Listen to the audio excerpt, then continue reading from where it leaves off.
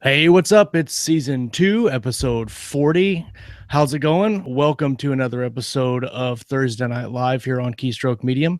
I am Josh Hayes, here as always with my co-host Scott Moon, and tonight we are talking with best-selling author of the Star Brigade series, the executive producer of the Galactic Frontier anthology, CC Ekeke. He has been writing and publishing since, I want to say 2014, and he joins us today to talk about his writing journey. CC, welcome to the show.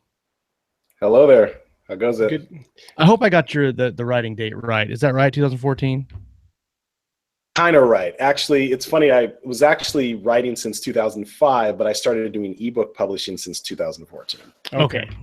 Yeah. My mistake. 2005. Redo No that. worries, dude. No worries. All right, start over. Everybody log back off. We're logging back on. And then come back in. Log back in and do it over. Take 2. That's awesome. Well, we have been praying against the bad weather that has come through Kansas here in the last 4 or 5 hours. They were predicting tornadoes and for our nuclear winter and man. Yep. For our international listeners tonight, you just think of like the movie Armageddon, and that's like Kansas right now. Scariest. Just no asteroids. Yeah. Right. Yes. Yeah. No so yeah, hopefully if for some odd reason we dip off and we are no longer among you, it's just the internet. Hopefully that's just a power outage. We will try to. And it'll be me because I'm in another state. Now there is a very small CC, and CC will entertain you for the remainder of the time. The show will go on, but there's a small chance that either Josh or I's roof, because we're both in our various basements, could just like rip off, and then it's just be rain coming in. A weather-soaked episode of Keystroke Medium. And if that happens, they will show up in Oz, and I'm not talking Australia. We're talking the Wizard. Everything. That's right. If the roof is ripped off, I will have to go upstairs and check on the rest of the moons. So that's right. Well, Scott, what are you doing in advance, buddy? Oh, not a lot. I switched to day shift. My job at 20 years, and so now I'm not working at nights. I did 20 years working until 3 or later in the morning, and now I get up at 4, write for a little bit, and then go to work. So I'm liking that quite a bit. Family's liking that, getting used to it. I was really tired before the show here. We may talk about moving the show to 9 o'clock instead of 10. Is that what we've talked about, Josh? Yes, 9 o'clock, I think. So I'm looking forward to that. So I did that. I wanted to go see Guardians of the Galaxy. I did not. So mostly I just thought about going to see some good movies. There's the new what's the new Star Trek spoof movie? I always think of Galaxy Quest. It's coming out. That looks mildly amusing. Oh, the series, Seth MacFarlane series. Yeah. Oh, you know what? I vaguely heard about it. I had no idea what it's. I hadn't even seen the trailer for that. Yeah, it's Orville. It's called Orville. It looks like it's the Orville, and I think that's the name of the ship. But that's it. It looks like it's like an original Star Trek parody or a spoof. Yeah, it'll be. It looks pretty hilarious. It'll be fun. I mean, as long as you come. If it's anything like Galaxy Quest, I'm definitely on board. It looks honestly. It looks Galaxy Quest. I think had a little bit of like the actors were trying. It was actors trying to make these people believe that they were actors and not real space people, and these are actually real space people, like just doing ridiculous things. So because Galaxy Quest, they wind up being actors that had to actually save their parts, like that. So a little different. But that's you know what else is coming up? What else is coming up? Alien Covenant. Oh yeah. Oh yes, that's tomorrow. Isn't it? Week. Yeah, I was initially skeptical because I'm just like Prometheus. I mean, it was beautiful to look at, but the movie sucked. Yeah. And it seemed like this is getting decent reviews, so that's good. Yeah, I did. I love the visuals in Prometheus, but as I was watching it, and I again watched it way after everybody else did, and so I already kind of had some spoilers and stuff. But yeah, so we'll see. Hope this one will be better, and and it'll just totally rock because I love that. Yeah. That whole franchise and whatnot. Yeah, but there was a lot of people that said the same thing about Prometheus, that they didn't really like Prometheus, and I enjoyed Prometheus for what it was. Yeah. Well, I think like the last 5 shows people hated. Like I liked The Great Wall, I thought that was fun. The one with there Matt was some Damon, right? controversy over that. Yeah, and the thing was, people were like, "Well, why is Matt Damon in China?" I was like, "Because explorers went to China back then looking for gunpowder. They're not, I think Wasn't it the I same think thing part of it was that if it had been marketed differently, yeah, it was maybe it could marketing. have been better. Yeah, Right.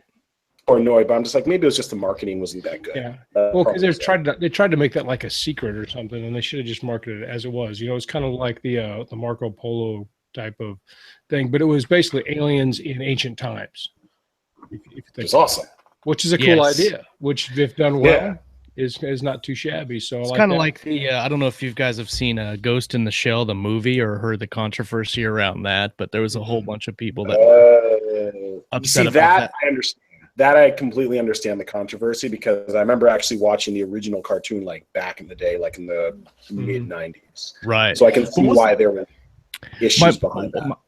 Wasn't the and I've only seen like the movie. I didn't watch the series, but weren't the characters, weren't they slightly I don't want to say American, but Western in feature, or were they completely Asian in feature? Because I thought that was one of the arguments that I saw on the on the pro side for the movie, is that they said, well, the actual characters in the movie, Major, was actually her body was based on Western features, not actually Asian features. So having Scarlett Johansson do it in the movie was actually more of a nod to the series, the way it looked, but I could be completely wrong. Yeah, it's been well, from what I understood, like, it was Japanese. These were Japanese characters. They had Japanese names. Right. And so that's one of the reasons why they changed it to the Major, because you couldn't really call her what her actual name was. And some of these characters who were cast as white actors had Japanese names, and it kind of didn't make sense. And then what made it even worse is that they did some digital trickery to kind of make the white actors look a little more Asian. I see. Yeah. It's like, no bueno. Yeah. Well, have you done anything interesting this week, CC? Any writing any good stories or reading any good books? Yes. So I'm approaching the finish line on book 4 for Star Brigade. Oh, congratulations. Which has been really awesome.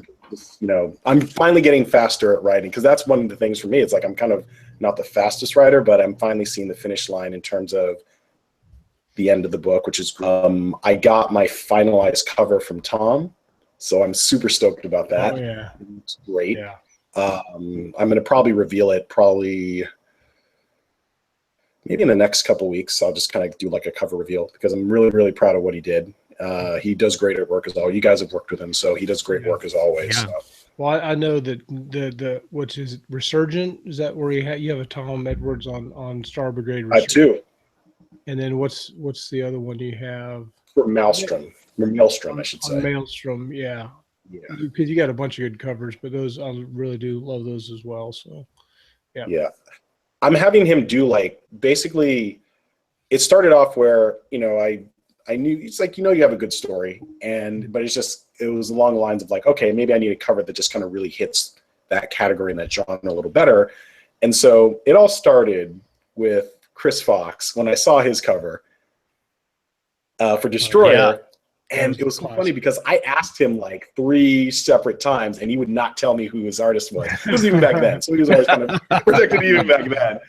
And so then it got to the point where then I saw Nick Webb had it, and then I saw who else? Like then I finally, it was like, you guys had Amy DeBoff on a couple weeks ago, and so it was finally her. I was just like, oh, this Tom Edward guy, he did your cover, and he's like, oh yeah, he's great. And so finally I got in touch with him. Okay, just do my book 4 cover. And then I was just like, maybe I should just redo all of them. And so then I did book 1, and then I did book 2. And then I was just like, okay, I've pushed back book 4 like twice now just to kind of redo the first 2 covers. Right. Let me do book 4, and then I'm going to redo book 3's cover. And it was actually funny because there was another author who did the exact same thing. Are you guys familiar with Glenn Stewart? Yes, he does. So. Isn't he the guy that did the Mars Mage or something like that? Yeah, he did the Star Mage, and he also did the Castle Federation series, and he just did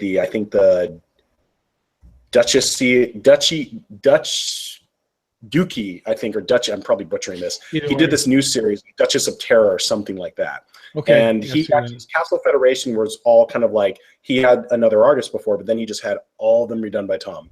So he kind of did the same thing that I did. Just the Castle Federation, just the name of that makes me think I want to read that whole series. I don't know. It just hits me in the imagination. We've got some questions already reference to that. So let's go ahead and Terry Toombs asks, CC, how long did it take you to go from book 1 to book 4?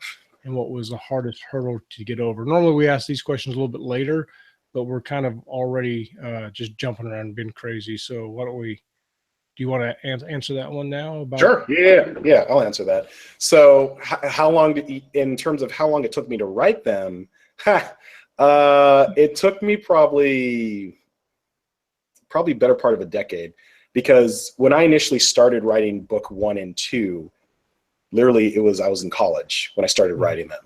So this was around like 2000, 2001. And so initially book 1 and 2 were one book, and the name was First Renaissance. And so that came out, when I finally finished it, that came out in like 2005. And I did print on demand. This was like before ebooks. Like ebooks were a thing, but they weren't a profitable thing. They're just kind of like, oh, this is a fun little side thing. This is a PDF. Mm-hmm. And so then I'd Nobody actually really understood it back then with those. It was, I remember people talking about it, but it made no sense at the time. Yeah, exactly, because there was no tablets, so it's just like you could read it on your computer. It didn't make any sense. This was, I think there was like a Palm Pilot, but it wasn't, the technology wasn't there to actually read them or understand them. Yeah. So then I wrote The Supremacy. I wrote that afterwards, but I kind of sat on it because I was like, okay, print on demand wasn't really great. I do that well in print on demand. So I actually sent out query letters to see if I could actually get a traditional publishing contract. And the only letter I got back from an agent was, oh, your book's too long. Other than that, it was just kind of like, how long was it? So, how long was it? If this was it was about 235,000 words. That's pretty long. So it's probably about like, for the like genre, formatted properly. properly. Yeah. And formatted properly was probably about like over 600 pages if formatted properly. And yeah, for the sci-fi genre, that's super long. That's monstrous. So what ended up happening was 2011. I was having lunch with this friend of mine, and I was he knew about my writing, and I was kind of telling him, I was like, yeah, I want to still write, but I don't know how to kind of distribute it. And he was the one who kind of told me about e-publishing. And I knew Kindle was a thing at this point. I didn't know that published through there. And I was just like, it was like a eureka moment. I was like, what? This is great. So what I ended up doing was I went back and I just kind of, I wouldn't say complete rewrite, but I did a major rewrite of book 1. And then once I was ready, then I released it in 2014. And then it was like, once I was kind of ramping up to release book 3, actually it was book 2 at that point, but book 3, I realized, I'm like, this is a good story, but it's very long. It's like 500 plus pages. So let me split it down the middle, release it as 2 books. That way I'll have more books out in terms of my bibliography, and it also lets people get into the story a lot easier. So what are the, now there's 4 books in the series now. So from start to finish, if I was looking to start, what's book 1? What are the 4 books? So right now, there's Resurgent, that's book 1. Then there's Maelstrom, that's book 2. And after, there's actually, it's weird. Right now, there's 3 full-length books that are complete, and then there's like, there's 2 novellas and then 1 anthology. So novella that I released, that was actually, that's Traitor, and that takes place after book 2, before book 3. Gotcha. Now, Oblivion, I actually released that late March, and that's actually a prequel to Resurgent. And that's actually kind of a reader magnet. That's like a reader kind of like, hey, get this. And that takes place about a year before Resurgent. And it takes place from the POV of character who we haven't talked to before. We haven't seen before. We've heard the mention of them, but now we kind of get to get this character, find out who he is. Oh, yeah, that's cool. That's cool. Yeah. Yeah. Because one of the things, it was funny, I was talking with another writer, a great guy who I think he'd be great to have on. His name's J.N. Chaney. Because I think he was kind of like, we're talking about prequels, and he's just like, oh, well, you know what's going to happen. But I'm like, but what if you do a prequel from another person's POV? Right. And so that way, it kind of, yeah, it's a fresh perspective, and it's not like, okay, I know what's going to happen to this character, so there's no tension. Yeah, no, So I like that a lot. That's what that's what made it more interesting to me. Cool. We'll have to reach out to Cheney and see if he's interested in coming Is it out. J.N. Cheney? You said. I know that I've seen JN, books someplace. Yeah, he did the Variant Saga. Okay. So and the Amber Project and that type of stuff, Transient Echoes, that's him. So he was also in this anthology with me. Yeah, I want to talk about the anthology too, but I know we've had you on the show before. If you search through our show history, you can see CC was in season 1. And man, seems like a long time ago. But we've only been doing it a year, so it couldn't have been more than 4 or 5, 6 months ago or something. But that was probably, how many was that? 30 or 40 episodes ago? A long time. But could you just give our audience kind of the rundown? What is Star Brigade, and Sure. tell our audience what they can expect from your novels. So Star Brigade is basically, the meaning of it is strategic assault and reconnaissance brigade. Essentially, they're kind of like a tier 2 spec ops group. And the universe that they inhabit, it takes place future, where, you know, it's a star-spanning government, hyperspace, all that, aliens and humans living together. It's kind of akin to almost like a mix of X-Men, Star Wars, and Star Trek with some Mass Effect and Babylon 5.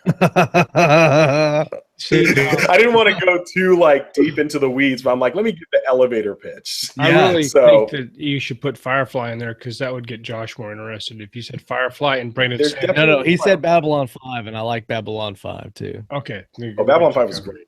It's very underrated. But yeah, it's kind of basically like that. So it's like you have this spec op team, and it's basically kind of like, I remember it was funny because initially when I was coming up with the idea, it was initially more kind of like superheroes in space, but as I developed it more and more, it became more like militaristic in terms of their approach, because I'm like, that's the thing that makes the most sense. Like, these are almost kind of like a good portion of the people are mutants, but they're kind of like weaponized mutants. They're not like not all of them are genetically altered, but it's just like they're weapons, living weapons that deal with extraordinary threats to the government they serve, which is the Galactic Union. And they're basically the military arm of the Galactic Union is the Union Command Armada. So, and they're kind of like how the best way to describe them is kind of like how, you know, SEAL Team 6 or the Green Berets or would be in that particular garb, where they're kind of that spec ops team that, hey, we go to, this is a crazy alien threat that might have some powers that our regular military can't deal with. Let's go to these Star Brigade people. Yeah, that's awesome. I really enjoy the kind of the tight squad level type, the smaller group of characters in sci-fi. That's always been some of my favorites. So that's what I liked about Resurgence. So. And that's the thing I liked about it, is that, you know, as much as I like writing the action adventure, actually some of my favorite things to do is just writing some of the more personal team moments, where it's just like those quiet moments, because I think that's where you can do a lot of character development and where you kind of get to know these characters a lot more. It was so funny because if I could do it over again, I'd say the small regret is that I probably wouldn't change the name of the group, because it was so funny. Like, once I kind of had gotten in the weeds, I kind of like, okay, here's a copyright for Star Brigade. And then everyone was telling me, particularly people in the military, so I was like, you know, Brigade's a lot bigger, right? I'm like, I know, but it sounds cool. Yeah. Like, I know, but I like the sound of it. You do that, but like, you hear that a lot with the company, like a such and such company or such and that, you know, companies a lot bigger than you're going to be able to handle in a narrative fiction type of thing. So yeah, that's awesome. Well, we need to talk more about that. I'd like to get into your writing methods and stuff too. Sure. I do need to ask Josh kind of how his week went, because he could go down on us any minute now if he's not careful. He's had kind of a busy, I don't know, we'll talk about it today, but he's definitely taken one for the team. I had a one of a kind day today. Just say that. I had, we'll just say that it was an interesting day today. I will not be having any more children. He may. And, Okay. I think Loratab might be on board. and I'm I, not and sure. I But may it's have doctor some prescribed. doctor prescribed medications, which is why I'm relatively quiet today. Because So normally you're standing, and I saw you lean back. I'm like, oh yeah, he's done. It's over. It's Yeah. over for Josh. So another first for Keystroke Medium. You know, when we introduced it, man, I'm done. Introduced it. Nice. And we Yes. introduced it our first producer because Executive producer. That's right. CC Ekeke, executive producer of his anthology, and also I, put Josh on the spot, which That's actually right. I do every single show. Nicely done. Well done. Yeah. So what else did you do, Josh? Besides that, I tell you, not a whole lot. I got some writing done. I'm almost done with the Fate Marked by David Estes, which is a very good fantasy epic book.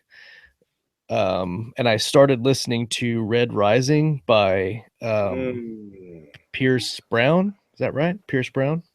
Yeah. I have the hardback And for that. Yeah. I tell you what, if you've never read it, I'm listening to it on Audible, so it was a little bit jarring getting into it on Audible because the narrator is, I want to say Irish or Scottish. I want to say Irish. Mhm.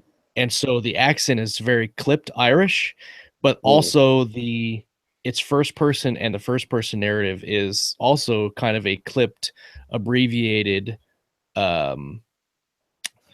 way of speaking that you wouldn't normally speak, because it's far in the future and it's on Mars, and these people have developed their own way of talking, and so he talks like that. So it takes a little bit to kind of get into the narrative.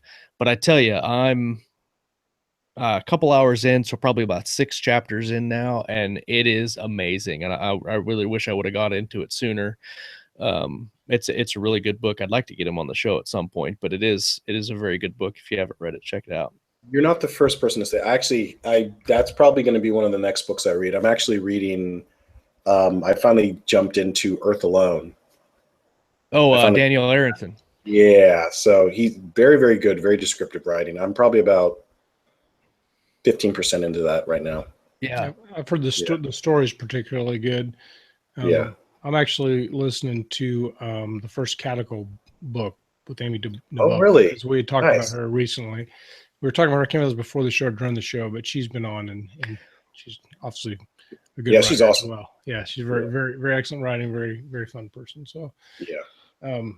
So what was our topic here? What with Star Brigade, I wanted you pinned it when you gave the 5 examples of what it could be like. I'm really interested in the X-Men in space aspect of how you pin it.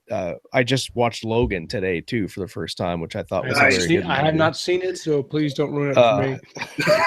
Very, very good movie, Logan. So tell us a little bit about that. What was the inspiration to do? Because I don't think anybody's ever done that before. Kind of with the superpowers kind of in space.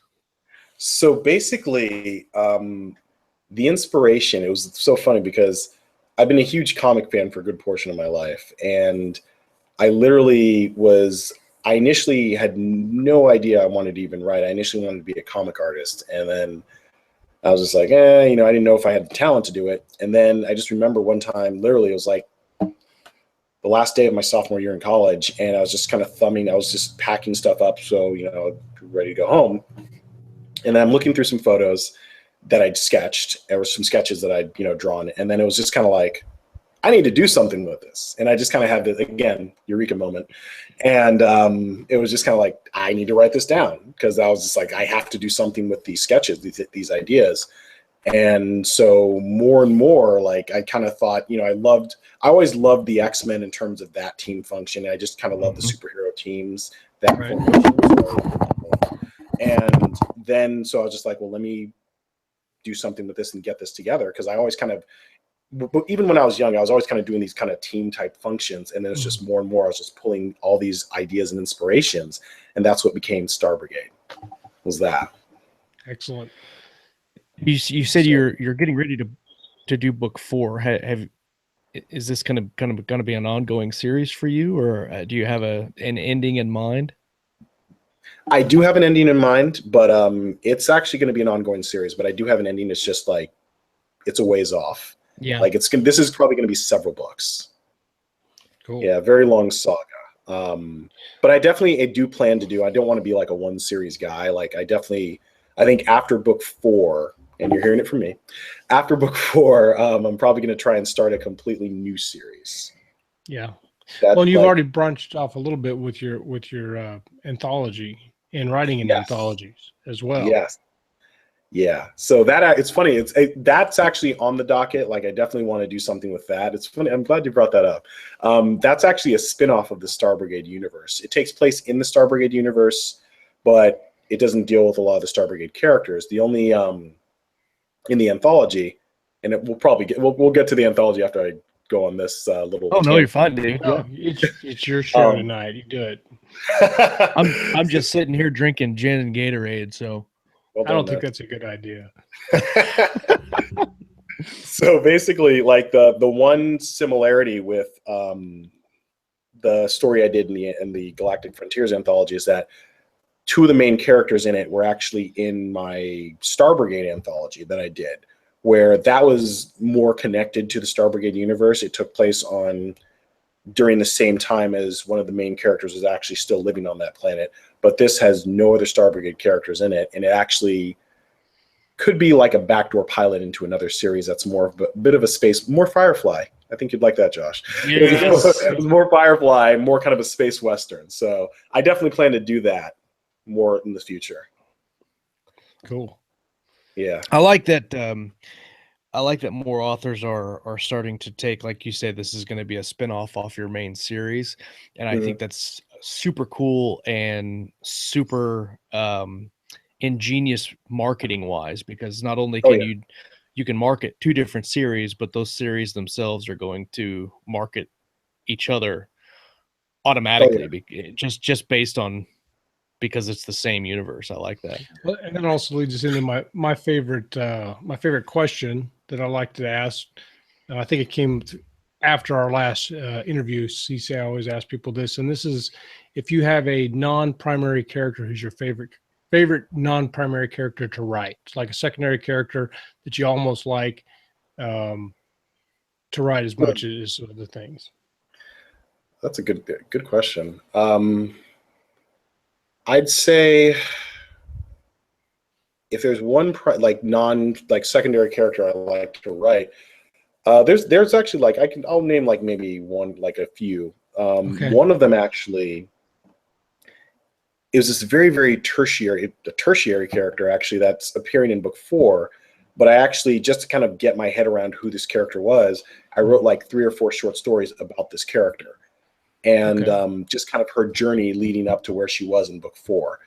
And so she was super fun because she basically was former military, who basically, like, just to kind of let people know who, like, in the Star Brigade universe, because here's the thing, in so many military sci-fi and space opera series, someone's trying to mess with Earth. They either just half wreck it, or they're trying to wreck it or invade it.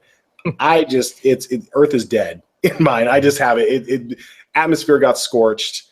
Humanity had to flee. Luckily, there's other planets they're on, but just like, let's just get Earth out of the way just so it's there. But because everyone's trying to do it, I'm like, I'm just going to do it. This happens like about 25, 26 years before the events of the book, but it basically fed into this very xenophobic human supremacy isolationist group. So it's kind of like a lot of people who are just kind of like, Earthborn, as they call themselves. They are very much against human integration with other aliens. And so this character is affiliated with this group. She's not like a full-on true believer of all their stuff, but there is a particular species that was a couple of members of the species that were behind what happened to Earth. She hates them with a passion. Sure. So she basically works as kind of like a fixer. And she's just somebody who's just kind of like stone cold heart, only cares about her money, and just kind of like cares about her money and being good at her job. And she ends up getting a kind of interesting awakening after the fact of what happens to her in book 4. So she has a good chance for a good character arc, and change throughout the story. So by fixer, I'm assuming when I think fixer, I'm thinking kind of an assassin, kind of a John Wick kind of thing going. So do you guys, I'm gonna age myself and go way back here. Do you guys remember with Bridget Fonda, like way back in the day in the early 90s? What was the name of the movie? Yeah, it was called Point of No Return. It was actually kind of an American remake of La Femme Nikita before they did Point of No Return was a really good movie. Yes. So remember Harvey Keitel's character in that movie? Yes. That's what she is. Very nice. She was like a cleaner. So if there's an issue, right? Yeah. If there's an issue within the organization or even just outside of the organization, she made it go away. There's kind of there's kind of a whole like row of these people who do this, and she's just one of the best ones. And she has a grudge with somebody in Star Brigade, so she's actually comes into play and is just very, very just cold-blooded and heartless. A great chance for some tension and stuff within the story. So have you written her transformation, or is that still planned in book 4, or are you still coming to it? Well, I wrote her chapters already, and the interesting thing is that in book 4, it's just like she's like in it for a few chapters, and then she's not killed, but she's disposed of.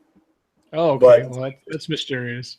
Yeah, there's mysterious, but like I already wrote the short story in terms of here's what's going to happen to her. That's going to probably maybe lead to either absolution or just her own personal perdition. This be one of those characters, because you have some characters you love to hate. Yes. Yeah. Some of those are some of my favorite characters, are the ones that you hate. Yeah. Those are great. I want to dig into a little bit on the short stories and the anthologies a little bit, but I want to knock out our ad read sponsorship for this episode before. Oh, now you got a robot voice. I do. I thought it was just me. See, you're always like Scott's robot voice. Is it fine now? Because mine's a hardwired connection, so usually I don't have to mess with that. But regardless, if I say it in the robot voice, I'll say it in the robot voice. This episode of Thursday Night Live is brought to you by Ken Lazito's science fiction novel Star Shroud. Kept secret for 60 years, the discovery of an alien signal forces a NASA pilot and a computer hacker to team up to investigate an alien structure discovered in the furthest reaches of the solar system. The Star Shroud is the first installment in an action-packed science fiction series. If you like space opera adventure stories, then strap yourself in. You're in for a nonstop thrill ride. The series by Ken Lazito is a fantastic read. I am listening to it on audiobook myself. You won't be disappointed. It is available on Amazon. I believe it's in Kindle Unlimited. Yes, it is. Now, as of May 18th, 2017, it is available on Amazon for 99 cents. I do not know how long it will stay at that price. And the audiobook is also available as well. Ken Lazito very graciously sponsored this episode, and so if you are in the market for a 99-cent book, which all of you are, go and pick that book up and give it a read and support a great science fiction indie author. And an overall cool guy. And a very, very cool guy. He was on the show for live Monday, just 4 days ago. So right after the show, he said he wanted to sponsor an episode, and we slid him right into a good slot. So I think he's also writing in a couple of anthologies that are out. Speaking of which, CC, you have a anthology producer. You are the executive producer of an anthology, the Galactic Frontiers anthology. It is a collection of space opera and military science fiction stories. And up until several hours ago, you had the #1 spot in science fiction anthologies on Amazon and were a bestseller. Had the orange stripy goodness. Several stripy goodness. Several very big name authors in this book. Ken Lazito, as we mentioned, Chris Fox, Jay Allen, J.N. Chaney. You mentioned him. Justin Sloan, who's doing fantastic work with Anderley, Craig Martell, who we've had on the show. Ken can you tell us a little bit about what inspired you to create this anthology and what you're trying to do with it? So there's an interesting story behind this. So initially, this was supposed to be just a box set of number ones, like series starters. So this was like around like fall, I could say October, November of last year. And so we were just like, hey, this would be great. We just get like 10, 11 authors, get some series starters. And it'd be good to just kind of be a way to branch out to new readers, and also get other people, just, bring new readers into each of our series. And then what happened was Amazon, I guess, started cracking down on, if your book is already published via another KDP account, you can't have it in another, like you can't have it in multiple KDP accounts like that. Like they'll terminate your account. Like that's what somebody posted that. And I'm so glad I saw that. And so I was just like, oh, what do I do? I still wanted to do some type of collaboration. So I was just like, well, why don't we just do original fiction? So that's where the idea for Galactic Frontiers was born. And what was really cool is that, a couple of the other authors who were on board, they brought in, like, I think Jan Chaney brought in David Bernstein, and then David Bernstein brought in Janetta Penner, who she has her Configured trilogy coming out, and that's like killing it right now. And like little by little, we got in like a decent amount of people, like 16. And yeah, and we another person we got in is, you guys heard of CJ Corella? I have seen him around on the Facebook, but I haven't read anything of his. Yeah, his books do pretty well for himself. His is like, it looks like kind of a little more on the hardcore military sci-fi. What's his name again? Oh, I have seen his covers around. Yeah, CJ Corella. Yeah. So he's got a story in ours. So basically, what I was just like, okay, let's still do a collaboration, but let's make it original fiction. And I said, it can be a short story. It can be anything up to like a novella, I figure.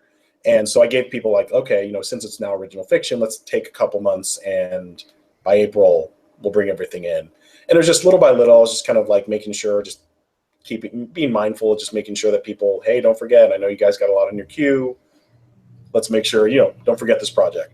Right. So I check in like every month just to kind of make sure. And there are a couple people, like, I think with, like, I'm actually pretty good friends with like Jan, Chaney, Justin, and Amy. So I talk with them more frequently. But most of the other people, I'll just check in and be like, hey, what do you guys think? And I just made sure that it was a very collaborative process. I was just like, this is not a dictatorship. This is a collaborative democracy. So in terms of the name, I was like, hey, here's some names that we can choose from. Which one works? Which one hasn't been taken? And so that's where we came up with Galactic Frontiers. And I also just kind of did research on all these other people who did, anthologies before me, like Nathan Hested, and awesome guy. And then also Patrice Fitzgerald, because she's doing that, Beyond the Stars, like hers have always been doing pretty well. So I just kind of looked at the formatting, looked at how they kind of labeled and named things. And so that gave me a lot of good ideas in terms of how I was going to get them together. And, instead of, since this was my first time, I'm like, I don't want to do like what you guys are doing with the explorations. I'm like, that's a little ambitious for me right now.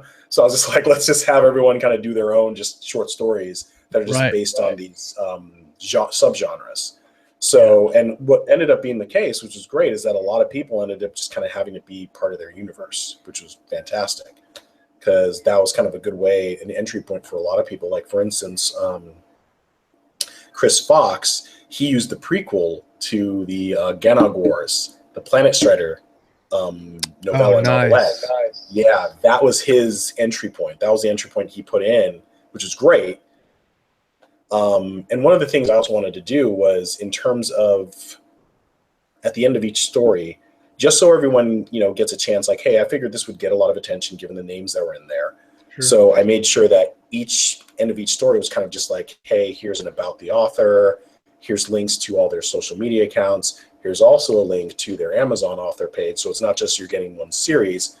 Well, actually, for some people, I use their series links. But if you had like one page and it's like, here's your Amazon, author page. But in terms of getting the anthology together, I knew the best way to get the most attention is, okay, let's get a decent amount of mid-listers. Some people were kind of like maybe just kind of coming into their own. But the most important thing is to kind of have a couple big time anchors. Right. So that's why I was able to get Jay, I was able to get Chris, I was able to get Craig, and also Janetta. Like, even though Janetta, I think she just started publishing, but again, her book's doing so well right now. So, and then Jay, of course, Jay's like massive, and Chris, you're talking about Chris Jay is Allen. Chris. Yeah. Yeah. You're talking about Jay Allen. It's very cool the way that our show has kind of put us in touch with all these authors, because you mentioned these names like Ken Lazito, Amy DuBoff, Chris Fox, Jay Allen, you, Craig Martell. We've talked to all these guys, and it's great to see all these guys succeed and do all these cool things, and that's very cool. I like that a lot. They're such cool people. I mean, they're cool, and they help people out, and they give you advice and they answer your questions. It's just, I don't know. I find it amazing. Every now and I think back on it, some of those conversations and stuff, and it's just, it's a good group. So you've definitely assembled quite a cast there for your anthology.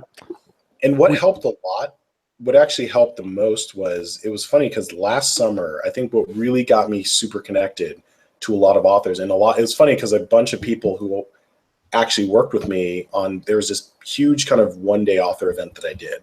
It's Scott. I think that's how I met you. Right. Actually, was that's how I met a lot of the people who were on there. I think a good half of them were actually people who I worked with on that. Where I kind of called it, Summer of Sci-Fi, where it's like I had Chris, Ken, Amy, JN, and a bunch of other people, and it was really cool. And that's like, I'm still friends with a lot of these people. It's how I was able to kind of reach out, because I saw like who's in a similar genre that I can work with, and those are some of the people I went back to for this anthology, because I'm like, okay, I've worked with these people. These people are great, trustworthy, really good writers.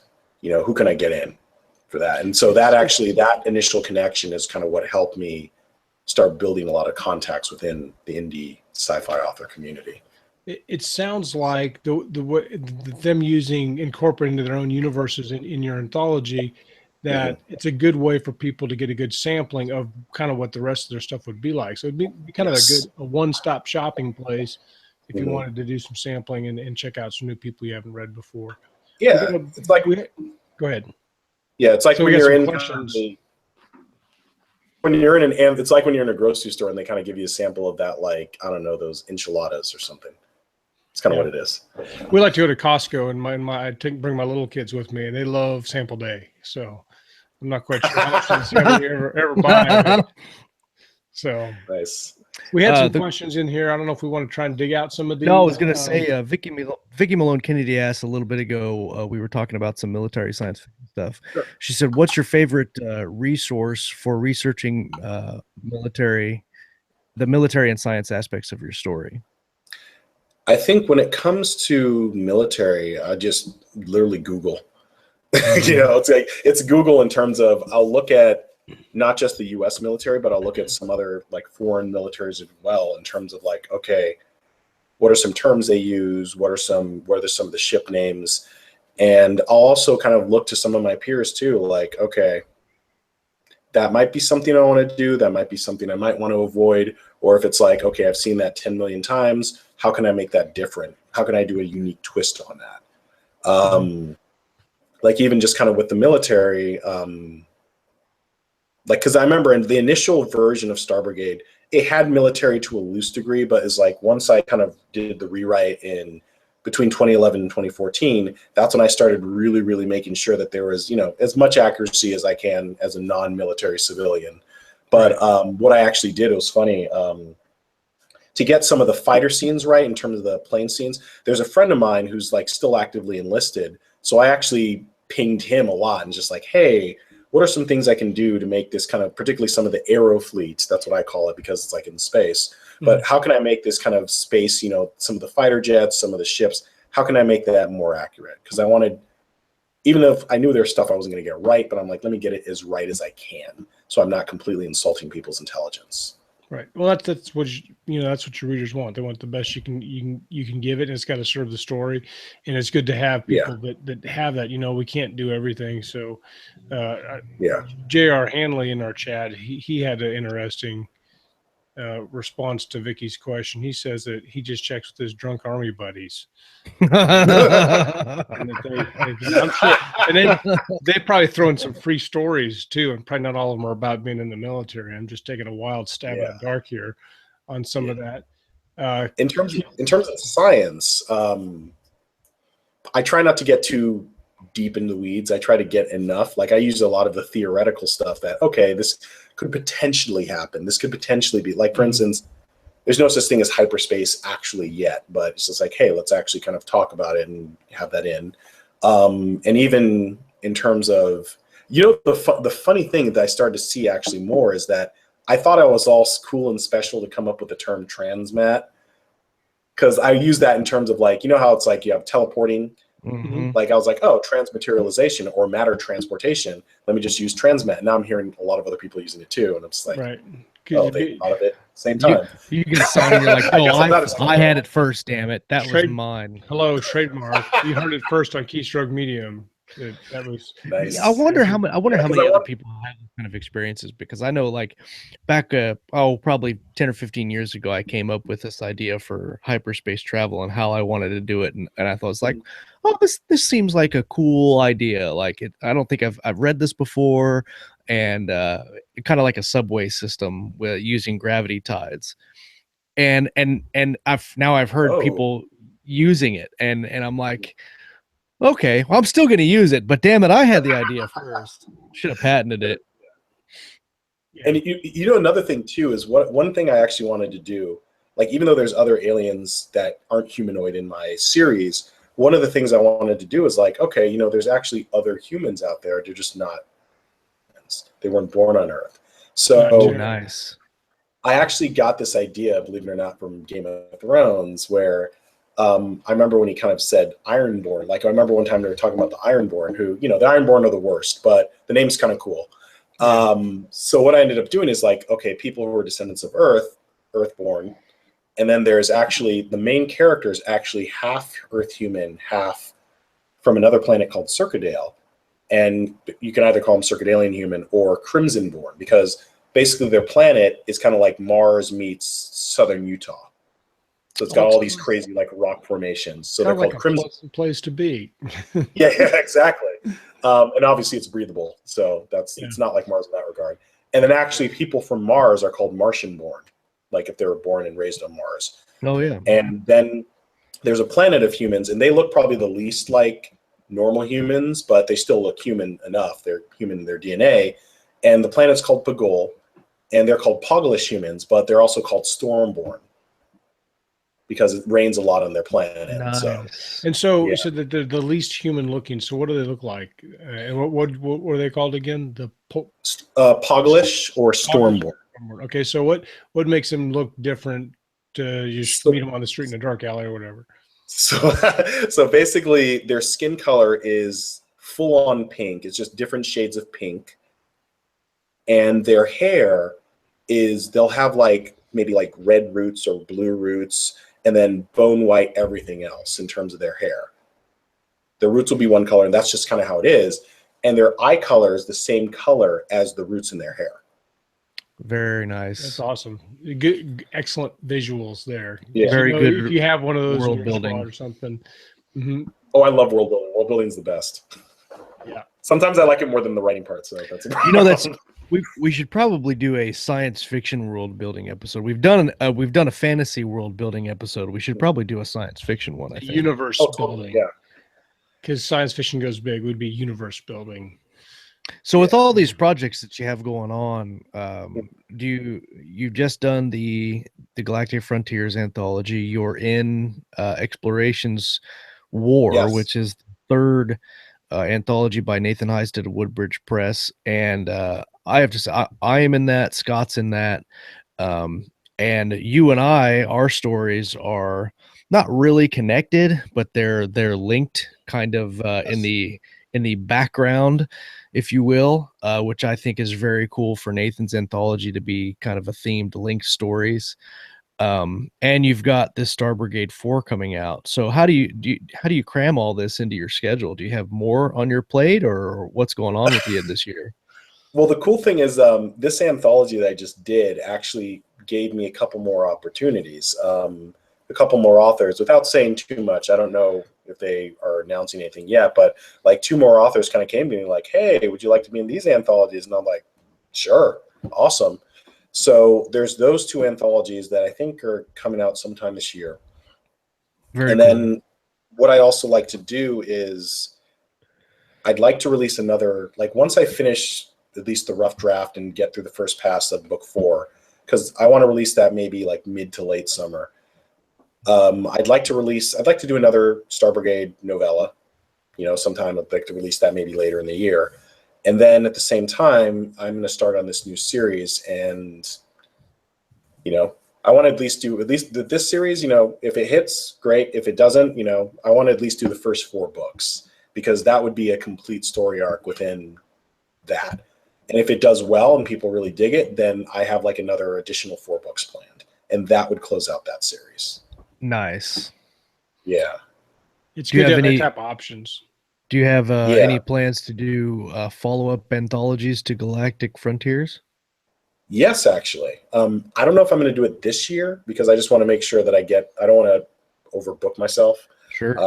But I'm thinking next year, I'd like to do maybe 2 different types. Definitely another space opera, military sci-fi space Western one. But I was thinking of doing maybe a superhero anthology. Like, that would be super cool. Very nice. I actually just got done writing and editing or returning edits on a superhero anthology that Steve Bollier is. Yeah, Steve Bollier. Right. Yes, I got it right. Steve Bollier and Rhett Bruno. Rhett Bruno. Yes, I think Rhett's writing in it. But really? this let me see. I make sure I'm not saying it's a bird, it's a plane. So this anthology that Steve came up with, it's actually 2 anthologies. He originally created it as one. This is a super anthology, a superhero anthology. But then he was like, there's some people that want to write villains too, so it's split into 2. So now it's villains and heroes, and he's actually having a competition when he launches the books to see which ones do better, the heroes or the villains. Okay. When is this coming out? That's awesome. I don't remember. Let me see if I can. I want to write. I think he's looking for the end of June, beginning of July. I'm not positive, because that's just what he's mentioned before.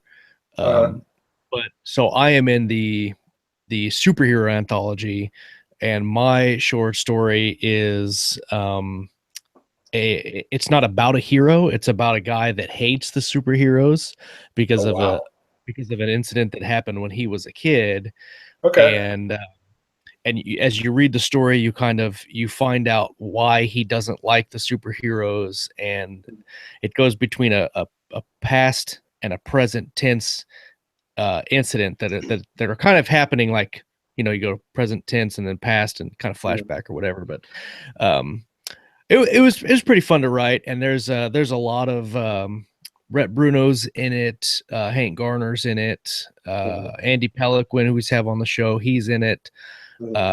Ian Garner, which is Hank Garner's son, is in it.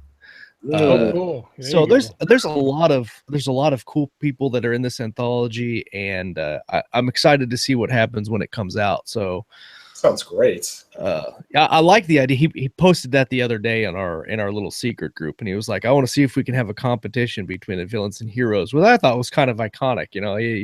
They're fighting good versus evil type deal. So I'd like to write a story about a contractor who makes a fortune just putting back together buildings and roads and streets, and or the guy who rebuilds. The guy who rebuilds all the fruit stands during car chases. That guy's got to be making a killing. That's the thing, is that some money. Without saying too much about it, my next series would be a superhero series, just grounded in normal present day. But it's so ripe in terms of doing that, in terms of like, okay, how, basically seeing how, they'd read, because when you think about it, a superhero would basically nowadays, like in this Instagram, social media crazed, celebrity crazed society, it'd be a celebrity.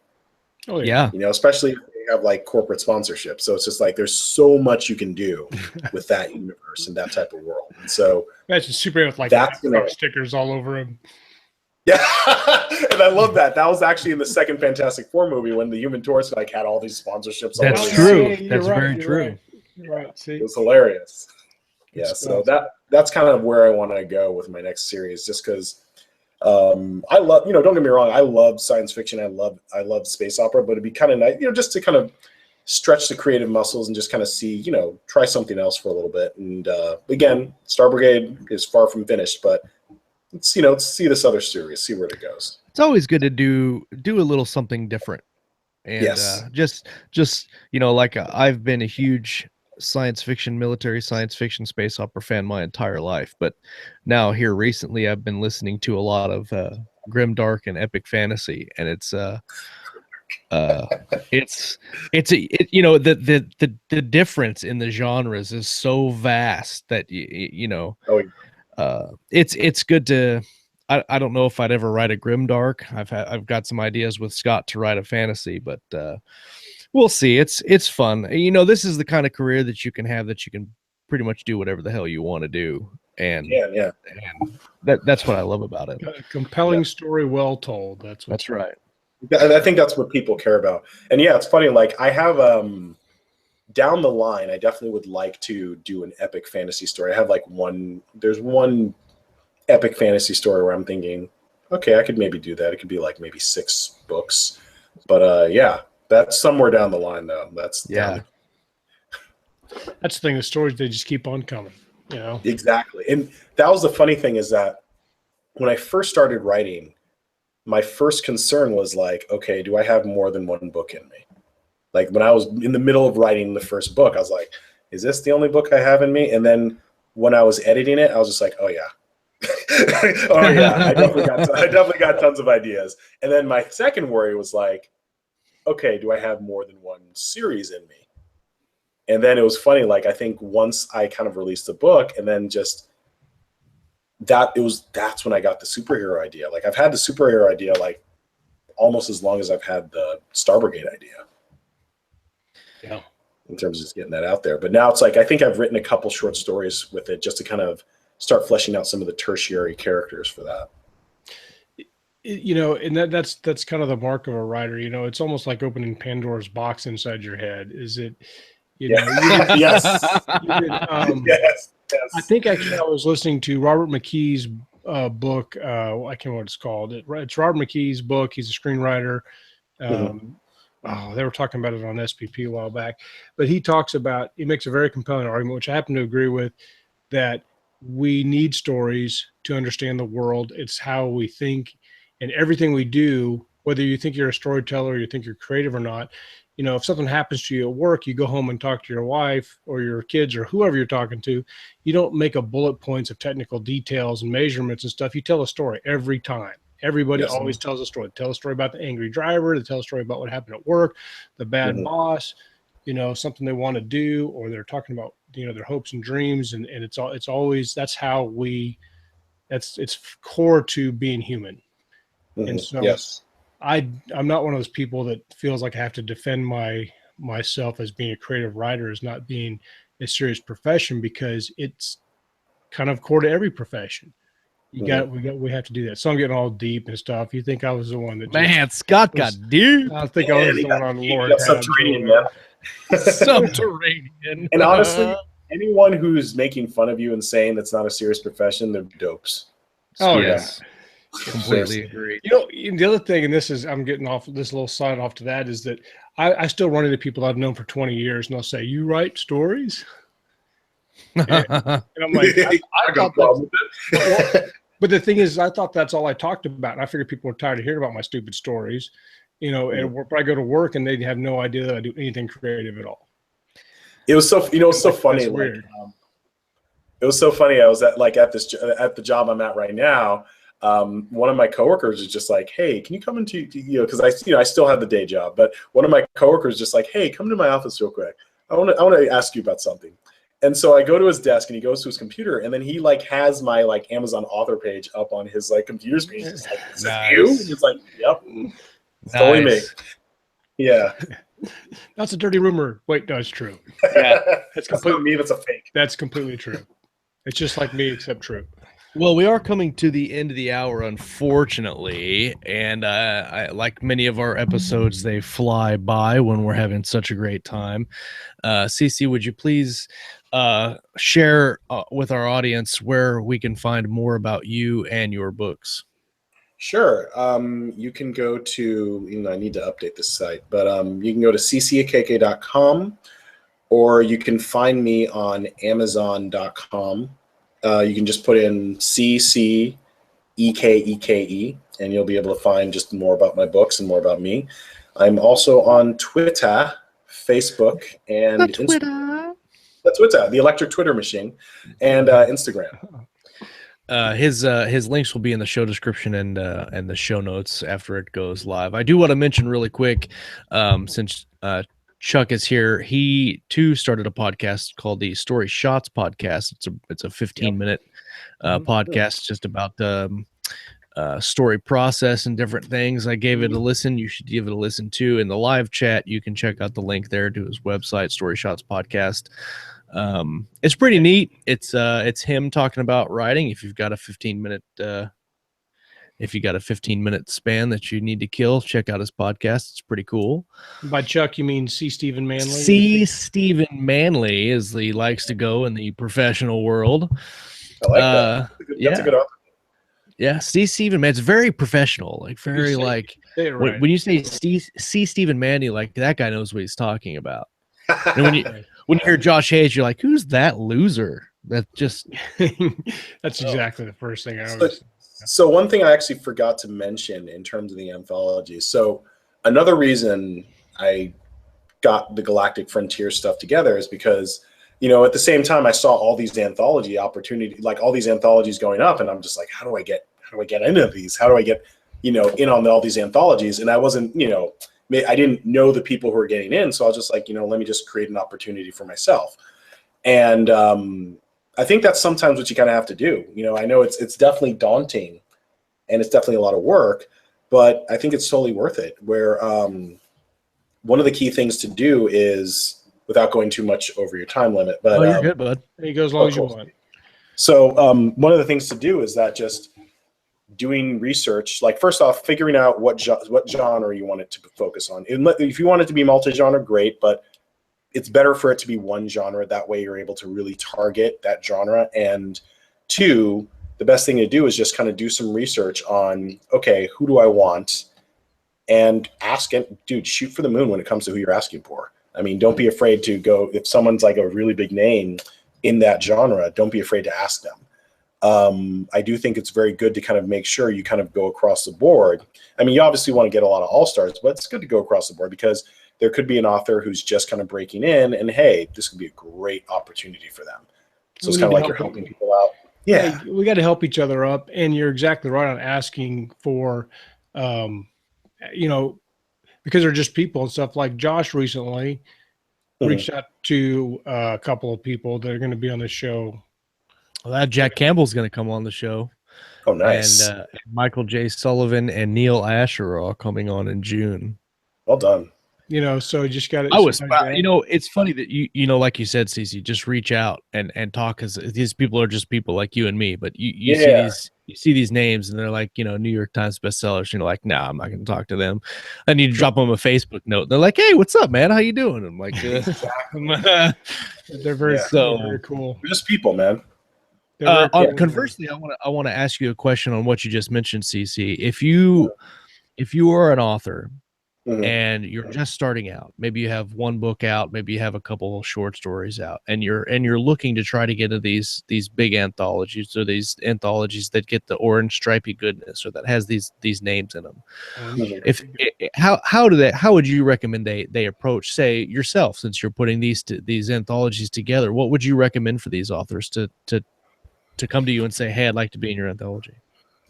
That's a really good question. So I think for me is, if they're coming to me, and by no means I'm no veteran. I'm not like a Sam Peralta or anything. But I'd say if they're coming to me, just reach out, just ask me, just say like, hey, are you having another anthology? What genre is it? Can I be on board? And yeah, I think that's just the best way to do. Just kind of reach out. Don't be afraid to. Don't be too intimidated, because again, like Scott said, we're all just people, and just come as a person. If I could add one thing to that, I think that it's important that if you're wanting to invite yourself into a project, you should always be putting the rest of the group first. Yes, because unfortunately, on some of the social media sites, you get lots of spam book articles and stuff. It's buy my book, me. But what helps you meet new people is by saying, hey, I'm glad to meet you. What can I do for you? And so you can do little things, even if they're small, and it's much more welcome. And you have to realize that while you should ask, don't be afraid to talk to people that are like super famous, whatever, but understand that they do have limitations, that there's only so many hours in the day, and not take it personal if now is not the right time. You still make the connection. Yeah. And also, and kind of going back to what you mentioned was, if you're not finding the opportunities, then create your own opportunity. You got to be your own executive producer. Absolutely. Exactly. Your own CEO, if you will. Chief ebook officer. Ebook officer of the North Pan-Atlantic region of, I start to remember some of the names of some of the plants we're talking about, but yeah, it's awesome. So, and that's the thing. It's it's definitely it's not a small task, but it's definitely worth the effort. It's a labor of love, and again, it's really fun because you meet a lot of great people, and you see a lot of just great talent. That you just, hey, wow, this person's part of this project, and it's great. It's great. So I definitely would recommend that. Excellent. Don't just wait for opportunities, make the opportunity. Well, CC has been really great. I'm glad we got you to come back on, and I hope we can help you out with I think we may have to invite him back to talk about sci-fi world building. Did you see how excited he got when we said sci-fi world building? I tell you, world building's my favorite, man. I love it. I think we should have a panel sometime. I'm not sure how many people we can do on one of these shows. We get like 4 or 5 people. It'd probably be kind of unmanageable, but you're trying to give me gray hair in my. Because I know you're the one that's got to figure it out. That's right. Hold on, I got to chug this right quick. Well, thanks everybody for hanging out with us in the chat. CC, thanks so much for hanging out with us and coming on the show tonight. The live chat started like 5 hours before the show. I'm not even exactly sure how that happened, but JR and Terry were tearing it up for sure. So if you're missing the live chat, don't miss it next week because it's phenomenal times. We put the live chat because there was a chance I was going to have to run this show, and you're like, maybe I better put this up early in case Scott can't figure it out. That's right. Well, next week we have on Monday, we're going to have A.G. Riddle on live. Nice. And then Scott Bartlett is coming back on Thursday, and that's going to be a great show. So come out Monday. We're going to have I don't know if you guys have heard of A.G. Riddle. He's written a couple books. Sold a couple of books too. He's sold a couple of books, so he'll be on. He'll be on live Monday, and that'll be a fun show. So, CC, again, thanks for taking the time to come and hang out with us. If you just give us 1 second, we'll wrap up and do a little post show and into the post show. Get you on with your evening. So, for Scott Moon, I am Josh Hayes. We have been live with CC Ekeke on Thursday night. Make sure you come back next time and hang out with us. We're going to talk about some reading. We're going to talk about some writing and everything in between right here on Keystroke Medium. You guys have a great night.